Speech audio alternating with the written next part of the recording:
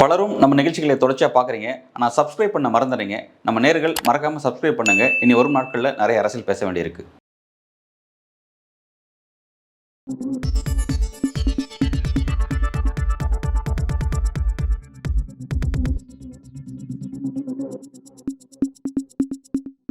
News focus Tamil நேயர்களுக்கு வணக்கம். நம்மோடு இன்று நேயர்களுக்காக இணைந்திருக்கிறார் நம்பழகன் அவர்கள். வணக்கம். வணக்கம். 2026 சட்டமன்ற தேர்தலுக்காக பாஜக பெரிதளவில் முக்கியத்துவம் காமிச்சிட்டு இருந்தாங்க தமிழ்நாடு பொறுத்தளவில். இப்போ அமித்ஷா அவர்களுடைய இந்த அரசியலில் சிறிய மாற்றம் தென்படுது அப்படிங்கிற மாதிரியான ஒரு பேச்சுலாம் போய்கிட்டு இருக்கு. எப்படி பார்க்குறீங்க? ஆமாம், 2026 தேர்தலுக்கு அமித்ஷா ரொம்ப இன்ட்ரெஸ்ட் காமிச்சார். வேகமாக அந்த கூட்டணியை உருவாக்குனார்லாம் பார்த்தோம். என்டிஏ உருவாக்குனார். ஏப்ரல் 11 உருவாக்குனார் பார்த்தோம். ரொம்ப இன்ட்ரெஸ்ட் காமிச்சார்லாம் பார்த்தோம். இப்போ என்னென்னா உருவாக்குனாலுமே கூட உருவாக்கி அது ஜெல்லாகாமல் இருந்துச்சு. அந்த அலைன்ஸ் ஜெல்லாகாமல் இருந்தது நமக்கு நல்லா தெரிஞ்ச விஷயம். காரணம் என்னென்னா 2 விஷயம். குறிப்பாக கூட்டணி ஆட்சின்னு சொல்லி அமித்ஷா பேசுகிறார். அதே மாதிரி பார்த்தீங்கன்னா யார் என்டிஏ அலையன்ஸினுடைய சிஎம் வேட்பாளர் அப்படின்னு பேசும்பொழுது அதிமுகலேருந்து ஒருத்தர் அப்படின்ற மாதிரியான ஒரு விஷயம் சொன்னார். எடப்பாடி பழனிசாமின்னு சொல்லி தெளிவாக கட் அண்ட் ரைட்டாக சொல்லாமல் இந்த மாதிரிலாம் பேசினார் அப்படின்னு பார்த்தோம். அப்போ இதெல்லாம் பார்க்கும்பொழுது அமித்ஷாவுக்கு 26 தேர்தலில் வெற்றி பெறணும்னு அவர் ஒர்க் பண்ணுற மாதிரி தெரியல. அவர் என்னென்னா திமுக வெற்றி பெற்றாலும் பரவாயில்ல, இந்த அலையன்ஸை தோற்கடிக்கணும் அப்படிங்கிறது அவரோட நோக்கமாக பேசப்பட்டுச்சு. ஏன் அதுக்கு காரணம் என்ன அப்படின்னா, தமிழ்நாடு நீண்ட காலமாகவே பார்த்தீங்கன்னா இருதுருவ அரசியலை பயணிச்சுட்டு இருந்துச்சு. திமுக வர்சஸ் அதிமுக. எப்போ அதிமுக உதயமாச்சோ தமிழ்நாட்டு அரசியல், அப்புறம் இந்த அரசியல் இந்த 2-வே பேட்டர்ன் மாதிரி மாறிடுச்சு அப்படிங்கிறது இருக்குது. இப்போ அந்த பேட்டர்னை உடைக்கிறதுக்கு ஒரு நல்ல சான்ஸ் கிடச்சிருக்கு. ஏன்னா அதிமுகவில் கொஞ்சம் தலைமை பலவீனமாக இருக்குது. ஃபேக்டர்லாம் கொஞ்சம் உடஞ்சிருக்கு. ஸோ இது நல்ல ஒரு வாய்ப்பு. இதை பயன்படுத்தி அந்த கட்சியை வீழ்த்துறது மூலமாக, இன்னொரு முறை தமிழக அரசியல் களத்தில் வீழ்த்துறது மூலமாக அந்த இடத்த நம்ம கைப்பற்ற முடியும் அப்படின்ற மாதிரியான ஒரு கணக்கோடு தான் அமித்ஷா நகர்ந்ததாக நம்ம பார்த்தோம்.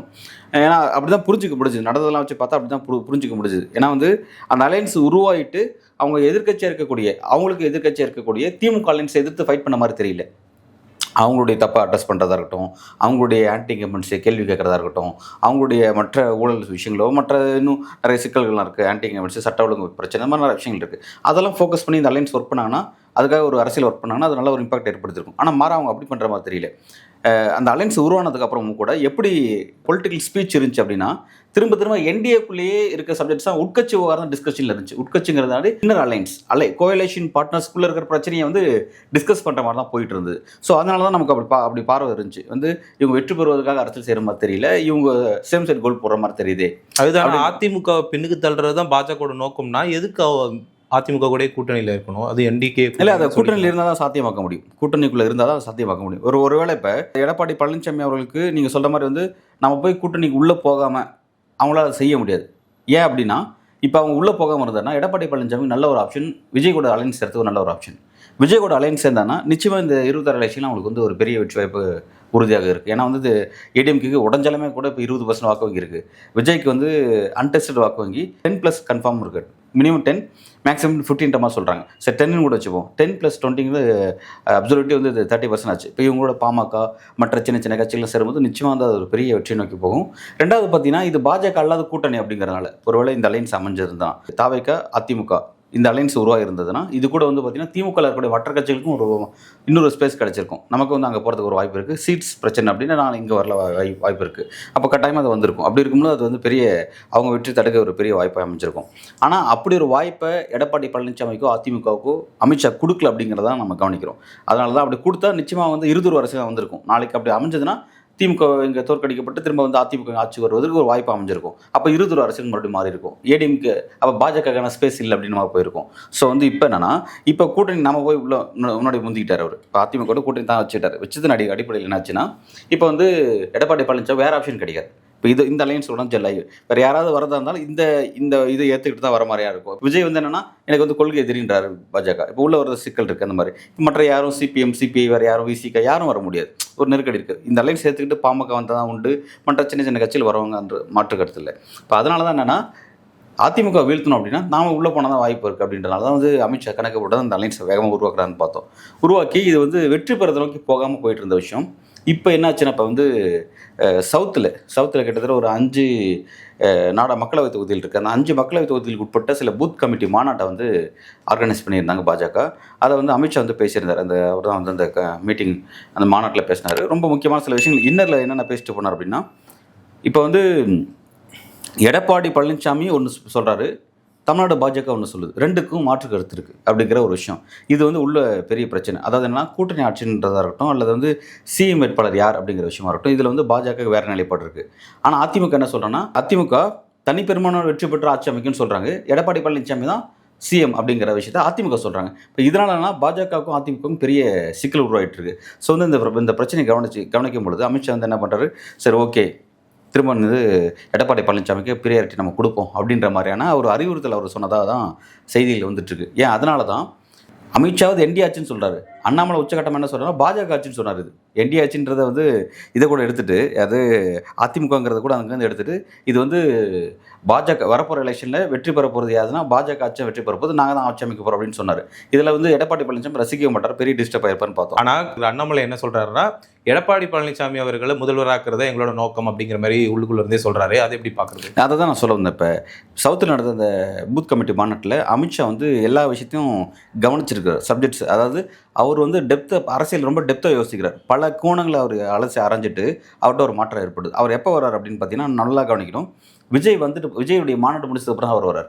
விஜய் மாநாடு முடிச்சதுக்கப்புறம் அது என்ன தாக்கத்தை ஏற்படுத்தியிருக்குன்ற அந்த ஒரு சர்வேவும் வந்து அவர் மேற்கொண்டிருக்காரு அப்படின்னு தான் நான் பார்க்குறேன். இப்போ அதனால் பார்த்துட்டு என்ன பண்ணுறாரு, ஸோ வந்து தன்னோட நிலைப்பாடை மாற்றுற மாதிரியான இடத்துக்கு அவர் நகர்ந்திருக்காரு அப்படின்னு நான் பார்க்குறேன். அதாவது தன்னோட நிலைப்பாடு என்னென்னா, திமுக வெற்றி பெற்றாலும் பெறட்டும், ஆனால் இந்த அலைன்ஸை தோக்கடிக்கணும் அப்படிங்கிறது அவரோட கடந்த கால கணக்காக இருந்துச்சு. அப்படி தான் அவர் ஒர்க் பண்ணதாக நான் புரிஞ்சுக்கிறேன். ஆனால் இப்போ வந்து அதில் ஒரு மாற்றம் ஏற்பட்டுறதை நான் பார்க்குறேன். ஏன் அப்படின்னா, திரும்பவும் திமுக வெற்றி பெறும்போது பாதிப்பு யாருக்குன்னா அதிமுக அன்னைக்கு பாதிப்பு. அதிமுக பேக் டு பேக் அப்படின்னு சொல்லி 2 வருஷம், அதாவது ரெண்டு பீரியடு 10 வருஷம் ஆட்சி அதிகாரிகள் இல்லாமல் இருக்கிற காலம் இதுவரை இருந்ததே இல்லை தமிழக அரசியல். ஃபர்ஸ்ட் டைம் அப்படி ஒன்று நடக்குது அப்படின்னா உண்மையிலே அதிமுக கட்சி அழிவு நோக்கி நகர வாய்ப்பு இருக்குது அப்படிங்கிறது தான் டெல்லி பாஜகவுடைய அவதானிப்பு. ஸோ வந்து அதை தான் நோக்கி ஒர்க் பண்ணிட்டு இருந்தார். ஆனால் இப்போ என்னன்னா, அந்த இடத்த அப்படி அதிமுக காலியாகுதுன்னா அந்த இடத்த பாஜக கைப்பற்றன்னு நினைக்கும் போது இப்போ நியூ ஃபேக்டராக விஜய் வராரு. இப்போ விஜய்க்கான களம் சாதகமாக இருக்க மாதிரி இருக்குது. விஜய் வந்து என்னென்னா, அவர் 2வது இடத்துக்கு வரதுக்கான வாய்ப்புகள் வந்து பிரகாசமாக இருக்கிறதா வந்து அவங்களுக்கு வந்து இருக்கக்கூடிய சர்வே முடிவு அவங்க தெரிஞ்சுக்கிறாங்க. ஸோ வந்து அப்போ நம்ம போட்ட கணக்கு வந்து தப்பாக போகுது. அப்போ ஒருவேளை விஜய் இப்போ அந்த கணக்கு படி பார்த்தீங்கன்னா, திமுக ஃபர்ஸ்ட் இடத்துல இருக்கும்போது 2வது இடத்துக்கு தாவிக வருது அப்படின்னா, இப்போ 3வது இடத்துக்கு அதிமுக வரப்போகுது. 3வது இடத்துக்கு அதிமுக வரும்போது பாஜகவுக்கு ஆல்ரெடி இப்போ என்ன இருக்குதோ அந்த இடத்துல தான் இருப்பாங்க. அது ஒரு ஸ்டெப் பின்னுக்கு போன இடத்துல தான் இருக்க போகிறாங்க. அவங்களுக்கான ஒரு களம் அமைஞ்ச மாதிரி இருக்காது. ஸோ வந்து அதனால் வந்து ஒரு பெரிய ஒரு டிஸ்டர்ப் ஆயிருக்காங்க அப்படின்னு தான் பார்க்க வேண்டியதாக இருக்குது. ஸோ அதனால் என்ன பண்ணுறாங்கன்னா, நம்ம வெற்றி பெறுவதை நோக்கி கான்சன்ட்ரேட் பண்ணுவோம் அப்படின்ற மாதிரியான விஷயங்கள் சொன்னதுனால தான் அண்ணாமலை கிட்டேருந்து இப்படி ஒரு மாற்றம் வரதை நம்ம பார்க்க முடியும். அண்ணாமலை என்ன சொல்கிறார் அப்படின்னா வந்து, எடப்பாடி பழனிசாமியை நாங்கள் வந்து ஆட்சி அறையில் அமர வைக்க ஒர்க் பண்ண போகிறோம் அப்படிங்கிற மாதிரி, அதாவது அவர் தலைமையிலான என்டிஏ ஆட்சி அமைய போகுது அப்படிங்கிறதான் வந்து அவர் சொல்கிறதுங்கிறது ஒரு பெரிய மாற்றம்.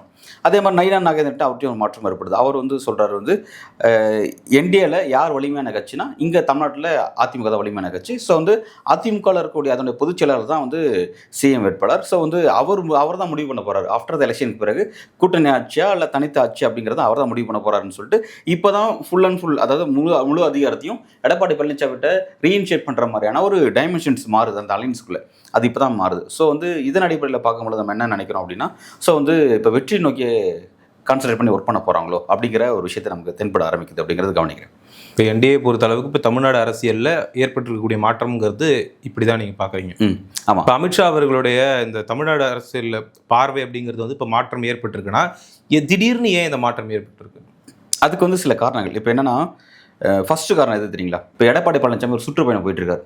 தமிழ்நாடு தலைவர் சுற்றுப்பயணம். அதாவது இந்த அலைன்ஸ் உருவாச்சு. அலைன்ஸ் உருவானதும் ஃபஸ்ட்டு இந்த களத்தை அரசியல்களை சூடுபடுத்துனது யாருன்னா ஆளுங்கட்சி திமுக தான்.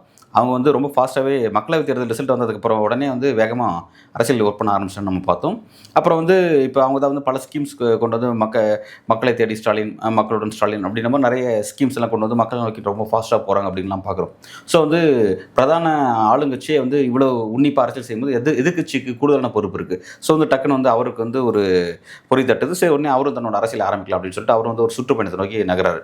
அவரோட அந்த சுற்றுப்பயணத்தை பார்த்தீங்கன்னா, இதை வந்து பல அரசியல் விமர்சகர்கள், மூத்த பத்திரிகைகள் என்ன சொன்னோன்னா, ஏன் இவ்வளோ ஃபாஸ்ட்டாக உங்களுடைய அரசியல் இன்ட்ரெஸ்ட் காட்டுறாங்க? எலெக்ஷனுக்கு இன்னும் 8 மாதம் 10 மாதம் இருக்குது, இப்போவே ஏன்? ஏன்னா இன்னும் வரக்கூடிய நாட்களில் காலம் எப்படி வேணால் மாறலாம், என்னென்ன பிரச்சனை வேணால் வரலாம்.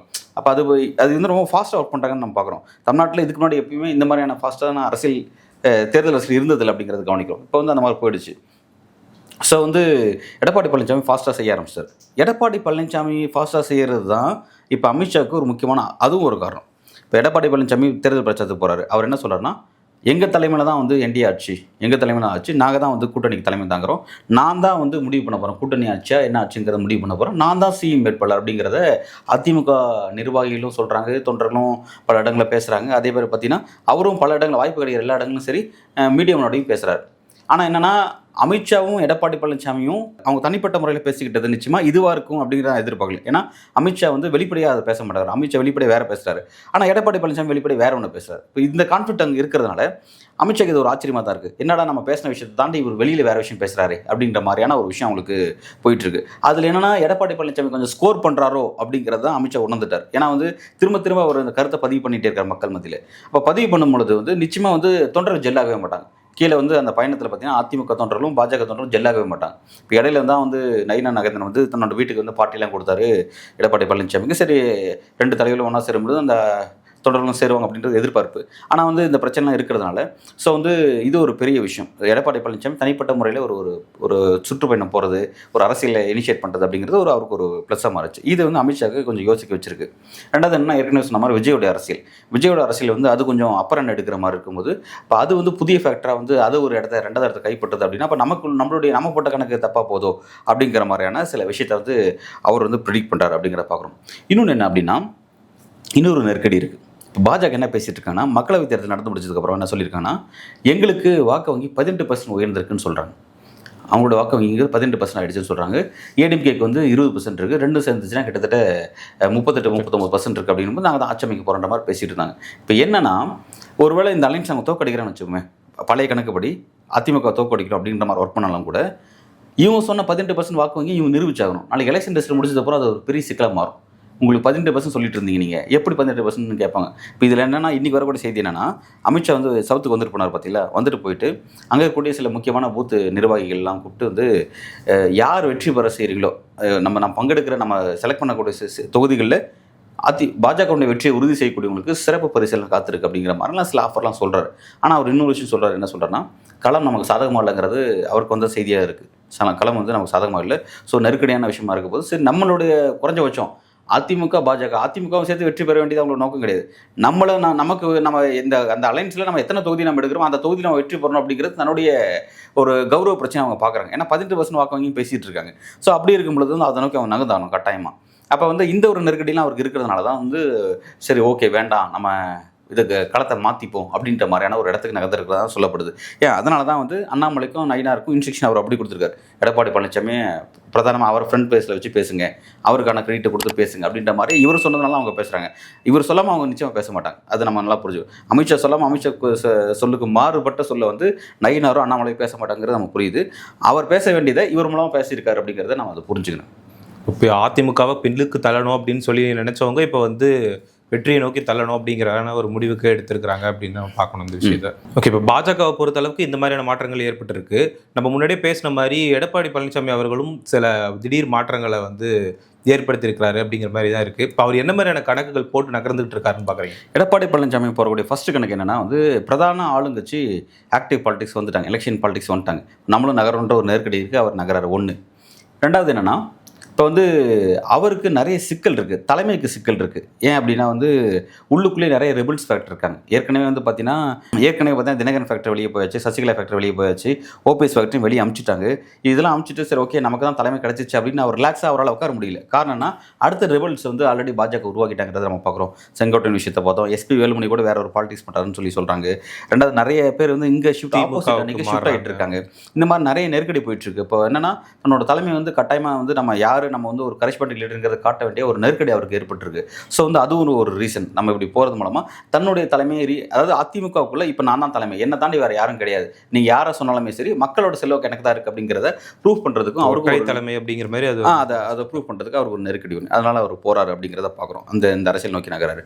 இன்னொரு விஷயம் என்ன அப்படின்னா 21 சட்டமன்ற தேர்தல் அப்படிங்கிறது 10 வருஷம் ஆன்டி இன்கம்பன்சி. அதிமுகவுக்கு 10 வருஷம் ஆன்டி இன்கம்பன்சிக்கு பிறகு 66 சீட்ஸ் பெறாங்க. அது வந்து ஒரு பெரிய விஷயம். அது ஜெயலலிதா கூட அப்படி பெற்றதில்லை அப்படின்னு பார்க்குறோம். 66 சீட்ஸ் கூட்டணியோடு சேர்த்து பார்த்தீங்கன்னா வந்து 75 சீட்ஸ் இன்னும் கிட்டத்தட்ட 76-77 சீட் பெறாங்க அப்படிங்கிறத பார்க்குறோம்.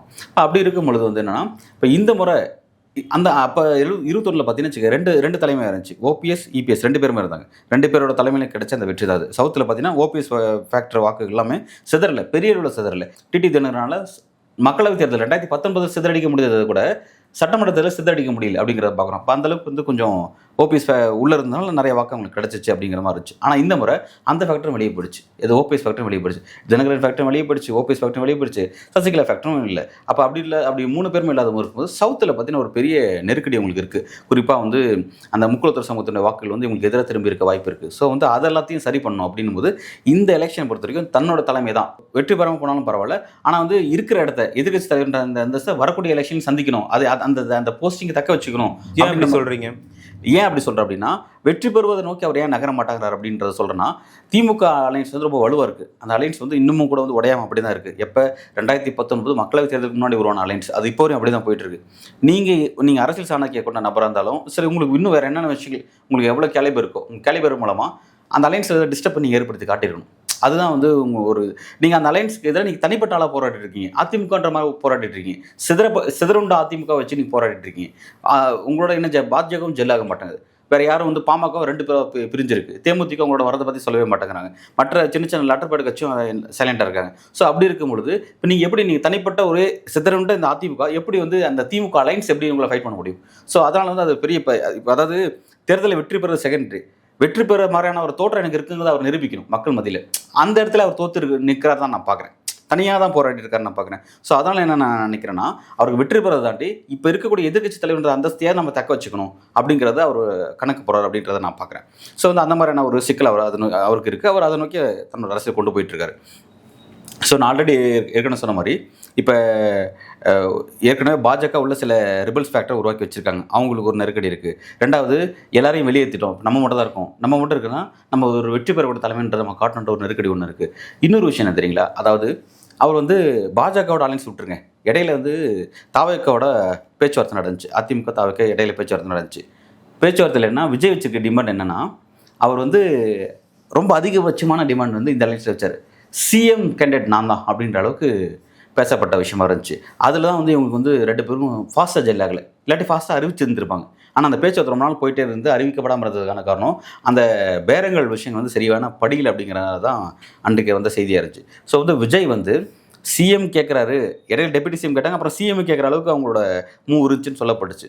அப்படி இருக்கும் பொழுது விஜய் எப்படி அவர் இப்போ தான் அரசியலுக்கு வர்றாரு, நியூ பிளேயரு, எப்படி வந்து இது பிரதான கட்சி திராவிட கட்சி அதிமுக தமிழ்நாட்டில் 30 வருஷம் ஆட்சி செஞ்ச கட்சி, மிகப்பெரிய திமுக தாண்டி மிகப்பெரிய கட்சி, இது மிகப்பெரிய வாக்கு வங்கி கொண்ட கட்சி. இந்த கட்சியை புது பிளேயர் வந்து நான் தான் இதோட சிஎம் கேண்டிடேட் அப்படின்னு சொன்னான்னா அப்போ அந்த கட்சியின் தலைமைக்கு பெரிய சிக்கல் இருக்குல்ல. அப்போ அப்படி இருக்கும் பொழுது அவருக்கு இந்த நெருக்கடி இருக்குது. நம்ம எந்த அலைன்ஸுக்கு போனாலும் நம்மளோட தலைமை பலவீனத்தை கரெக்டாக உணர்ந்து நம்மளை இன்னும் மட்டுப்படுத்த தான் செய்கிறாங்க. ஸோ வந்து நம்ம கரெக்டாக நம்ம ரீஇன்ஷியேட் பண்ணிக்கணும், நாளைக்கு திரும்ப விஜயோட போனால் கூட நம்ம தான் அதில் முடிவெடுக்கக்கூடிய அத்தாரிட்டியாக இருக்கணும் அப்படிங்கிறத அவர் வந்து ஃபீல் பண்ணுறாரு. ஸோ வந்து பல டைமென்ஷன் இருக்குது அவருக்கு. உள்ளே இருக்க ரிபல் ஃபேக்டரு, விஜய் ஃபேக்டரு, ரெண்டாவது வந்து தன்னோட தலைமையை நிரூபிக்கணும். ஏற்கனவே 21 2 தலைமை இருந்துச்சு, இப்போ ஒற்றை தலைமை சந்திக்கணும் அப்படிங்கிற மாதிரி இந்த மாதிரியான பல நெருக்கடிகள் மத்தியில் தான் வந்து அவர் அரசியல் செய்கிறாரு. ஸோ வந்து இந்த மாதிரியான காரணங்களுக்காக தான் வந்து அவர் ரொம்ப ஃபாஸ்ட்டாக தன்னோட அரசியலையும் ஈடுபடுத்தி காட்டுறார். இவ்வளோ கணக்கில் இந்த 26 தேர்தலில் அவர் இவ்வளோ கணக்குகள் போட்டு நகரார் அப்படிங்கிறத நான் பார்க்குறேன். இப்போ ஜெயிக்கிறது தோக்கிறத தாண்டி அவரோட தலைமையை தக்க வச்சுக்கிறதுக்காக அவர் பெரிதளவில் ஒரு போராட்டத்தில் ஈடுபட்டு நிச்சயமாக பெரிய அளவில் போராடிட்டு இருக்காரு. ஏன்னா அந்த நெருக்கடி அவருக்கு இருக்குது. அவருக்கு ஆப்ஷன்ஸ் வந்து அதுக்கான ஆப்ஷன்ஸ் இப்போவே பாஜக செட் பண்ணி வச்சுருக்காங்க. யார் மாற்று ஆப்ஷன்ஸ் வந்து இப்போவே செட் பண்ணி வச்சுருக்காங்க. அதெல்லாம் கடந்து அவர் வரணும் அப்படிங்கிறது அவருக்கு ஒரு பெரிய நெருக்கடி இருக்குது. ஸோ அவர் போராடிட்டு இருக்கார் அப்படிங்கிறத பார்க்குறேன். இப்போ அதிமுக செயல்பாடுகள் கூட வந்து இப்போ என்டிஏ கூட்டணி கட்சிகள்லாம் யாரும் இணைய மாட்டேங்கிறாங்க, அவங்க கூட கை கோர்க்கலை அப்படிங்கிற மாதிரியான ஒரு விஷயம் போயிட்டு இருக்குன்னு ஒரு சொல்கிறீங்க. ஆல்ரெடி வந்து தாவேக்கா கூட அதிமுக பேச்சுவார்த்தையில் ஈடுபட்டது, அதில் வந்து இந்த சீட்டு பேரங்கள் அப்புறம் தலைமை அதெல்லாம் அந்த பிரச்சனைலாம் இருக்கிறதுனால இப்போ வெளியே வந்துட்டாங்க அப்படிங்கிறீங்க. இப்போ இந்த கூட்டணி அதிமுக கூட்டணி மீண்டும் உடைய போவதா அந்த மாதிரியான செய்திகள் வருது. அப்படி உடைஞ்சா தமிழக வெற்றி கழகத்தோட போய் சேரதுக்கு வாய்ப்பு இருக்கா அதிமுக? இல்லை, அது உடையிறதுக்கான வாய்ப்புகள் இருக்கிறதா சொல்லப்படுது. பட் வந்து அதுக்கான சிம்டம்ஸ் வந்து கண்ணு முன்னாடி தெரியல அப்படிங்கிறத பார்க்குறேன். இப்போ என்னென்னா வந்து எடப்பாடி பழனிசாமி வந்து இப்போ வந்து ஒரு மாவட்ட செயலாளர் கூட்டம் இருக்கிறாரு. அதே மாதிரி செப்டம்பர் 1ஆம் தேதி வந்து சில அதிரடி அறிவிப்புகள் வர வாய்ப்பு இருக்குது அப்படின்னு சொல்லிட்டு அதிமுகவுடைய சீனியர்ஸ் சொல்லிட்டு இருக்காங்க. ஸோ வந்து என்ன அறிவிப்பு வருதுன்னு தெரியல. கூட்டணி உடைக்கிறாங்களா அல்லது வந்து என்ன பண்ண போகிறாங்கிறத நம்ம வெயிட் பண்ணி தான் பார்க்கணும். ஆனால் வந்து ஒரு விஷயம், இந்த கூட்டணியை முறியறதுக்கான முறிவு ஏற்படுத்துறதுக்கோ அல்லது முறிச்சுக்கிட்டு வேற ஒரு பாட்டம் நோக்கி போகிறதுக்கு எடப்பாடி பழனிசாமி வாய்ப்பு இருக்குன்னா அவர் ஃபஸ்ட் இந்த அலைன்ஸில் போய் சேர்ந்துருக்க மாட்டேன்னு நான் பார்க்குறேன். ஏன்னா வந்து அந்த டே ஒன்லேயே அவருக்கான அந்த ஆப்ஷன்ஸ் இல்லைன்னு நான் பார்க்குறேன். ஏன்னா அதுவே ஒரு நெருக்கடி நடிப்பில் தான் வந்து அமைஞ்ச அந்த அலைன்ஸ் நம்ம பார்த்தோம். மேடையிலே பார்த்தோம். அவர் வந்து வாய் பேசாமல் ரொம்ப அமைதியாக இருந்தார். அவர் அமித்ஷா பேசுறதுக்கு 4 நாள் தான் 4 நாள் கழிச்சு வெளியே ரிப்ளே பண்ணார் அப்படின்னு பார்த்தோம். அந்தளவுக்கு வந்து அவர் வந்து ஒரு நெருக்கடியில் இருக்காருன்றது நமக்கு தெரியுது. ஸோ வந்து இதை உடைக்கிறதுக்கு அவரால் துணிவாக அந்த முடிவை நோக்கி நகர முடியுமாங்கிறது நமக்கு பல கேள்விகள் அதில் இருக்குது. உடைச்சிட்டு விஜயோட சேர்ந்தானா அது நிச்சயமாக வந்து ஒரு வெற்றி பெற கூட்டணியாக மாறும். நிச்சயமாக அப்போ வந்து எதிர்க்கட்சி அரசியல் ரொம்ப ஸ்ட்ராங்காக இருக்கும். இப்போ வரைக்கும் பார்த்தீங்கன்னா எதிர்க்கட்சி அரசியல் தமிழ்நாட்டில் வந்து ரொம்ப படு மோசமாக தான் இருக்குது அப்படின்னு நம்ம பார்க்குறோம். ஒருவேளை அப்படி அது அமைஞ்சதுன்னா அதனால வந்து ஒரு வின்னபிலிட்டியான ஒரு அலைன்ஸாக இருக்குதான வாய்ப்புகள் இருக்குது. அப்படி ஒன்று அமைஞ்சதுக்கப்புறம் திமுக பார்ட்னர்ஸ்க்கு இன்னும் கூடுதலான ஆப்ஷன்ஸ் கிடைக்கும். அவங்களுக்குமே கூட பார்த்தீங்கன்னா இந்த பக்கம் வரத்துக்கும் ஒரு வாய்ப்பு இருக்குது. அதுக்கான விஷயம் இருக்குது. அப்படி வந்துச்சுன்னா அது உண்மையிலே வந்து திமுக ஆளுங்கட்சிக்கு ஒரு பெரிய டஃப்பான விஷயம் தான். ஆனால் அதை நோக்கி நகருவதற்கு எடப்பாடி பழனிசாமிக்கு அந்தளவுக்கு சில கேலிபர் இருக்கா, அவரால் அந்த முடிவு எடுக்க முடியுமா, அவருக்கான அந்த ஸ்பேஸ் எல்லாம் அங்கே அந்த அலைன்ஸ்குள்ளே இருக்கா அப்படிங்கிறது உண்மையிலே ஒரு $1 மில்லியன் கொஸ்டினாக இருக்குது அப்படிங்கிறத நான் பார்க்குறேன். ஒருவேளை நடந்ததுன்னா நிச்சயமாக வந்து அது ஒரு பெரிய மிரக்கல். இன்னும் வர நாட்கள் 8 மாதம் கிட்ட இருக்குது எலெக்ஷனுக்கு. 8 மாதம் என்ன வேணால் நடக்கலாம். எப்படி வேணாலும் களங்கள் மாறலாம். பாஜக வந்து வேறு மாதிரி கூட இது எப்படி, அதாவது இதெல்லாம் விட்டுட்டு வேற ஒரு அணி அமைக்கலாமா அப்படின்றது கூட நான் நோக்கி நாங்கள் இந்த அலைன்ஸுக்கு, அதாவது திமுக வீழ்த்தணும்னு பாஜக முடிவு பண்ணாங்க அப்படின்னா ஓகே, அப்போ அந்த அனுமதியை சைலண்டாகவே வந்து சரி ஓகே நீங்கள் ஒரு பார்ட்னர் அமைங்கன்னு சொல்லிட்டு இவங்க வேற ஒரு அணிக்கு போய் பண்ணலாம். ஆனால் அப்படி பண்ணாங்க அப்படின்னா பாஜக இதனால் வரையும் ஏற்படுத்திய ஒரு பிம்பம் ஒன்று இருக்குது. எங்களுக்கு 18% இருக்குது, நாங்கள் வந்து பெரிய கட்சி வளர்ந்துட்டு வரோம் அப்படின்ற அந்த பிம்பத்துக்கு ஒரு பெரிய அடி காத்திருக்கு. ஸோ வந்து அதுக்கு வந்து அவங்க என்னென்னா இது கூடவே ஒன்றும் இல்லை. இப்போவே இவங்க என்ன சொல்கிறாங்கன்னா இந்த அலைன்ஸ்க்கு விஜய் வாங்கன்னு கூப்பிட்டுருக்காங்க. இந்த அலைன்ஸ் உடையாது, இது இப்படியே தான் இருக்குது, நீங்கள் வாங்கன்னு வெல்கம் பண்ணுறாங்க. பட் அவர் அதை மறுக்கிறார். நீங்கள் கொள்கை எதிர்த்து மறுத்துட்ருக்கார். இன்கேஸ் கடைசி நாட்களில் இந்த இன்னும் 8 மாதத்தில் கடைசி நாட்களில் ஆளும் அரசுக்கு எதிரான மிகப்பெரிய அதிருப்தி, இப்போ வந்து அஜித் குமார் லாக்அப் டெத்து, இப்போ வந்து இந்த மாதிரி கவின் ஆணவ கொலை, இந்த மாதிரியான விஷயங்கள்லாம் வந்து திடீர்னு கிளம்புற விஷயங்கள் இருக்குது. சட்ட ஒழுங்கு பிரச்சனை, இந்த மாதிரி இதெல்லாம் வந்து ஒரு பெரிய பிரச்சனையாக வருது. அதாவது என்னென்னா களம் நாட்கள் போக போக இந்த அரசு வேண்டுமா வேண்டாவா அப்படின்ற மாதிரி ஒரு டிஸ்கஷன் வரும் பொழுது அப்போ வந்து அது வந்து ஒரு பிரைம் பாலிடிக்ஸாக வந்து நிற்கும். முக்கியமான அரசியல் கேள்வியாக தமிழ்நாடு அளவில் மிகப்பெரிய கேள்வியை தொக்கி நிற்கும். அப்படி இருக்கிற இடத்துல வந்து நாளைக்கு எப்படி வேணாலும் மாற வாய்ப்பு இருக்குது. இப்போ நம்ம வந்து திமுக இருக்கக்கூடாதுன்னா எல்லாருடைய மக்களுடைய மென்டாலிட்டி அப்படி மாறி இருந்துச்சு அப்படின்னா அப்போ வந்து விஜய் அங்கே போகிறத யாரும் இது பண்ண மாட்டாங்க, போகிறத ஆதரிக்கவும் செய்வாங்க.